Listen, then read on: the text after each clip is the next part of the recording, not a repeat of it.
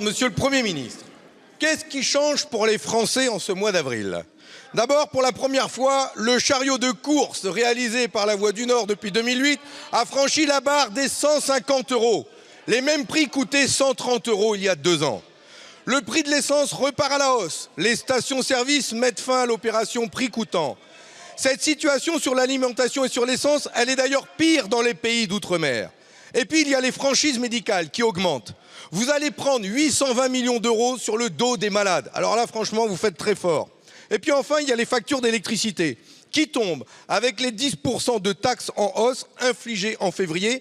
Le voilà votre bilan, des factures d'électricité multipliées par 2 et par 3 depuis 2019. Oui, monsieur le Premier ministre, il faudra que vous y répondiez. Vous augmentez les taxes et les prélèvements aux Français, et pas qu'un peu. Arrêtez de mentir sur le sujet. Vous nous dites en plus que ce n'est pas encore assez. Vous allez nous prendre 10 milliards d'euros cette année, 20 milliards d'euros l'année prochaine. Vous voulez aller faire les poches des chômeurs. Vous voulez continuer de faire des économies sur nos écoles, la santé, la recherche, la culture. Monsieur le Premier ministre, votre politique, c'est de l'escroquerie. C'est prendre aux Français en les trompant. Vous mentez aux Français pour leur demander toujours plus.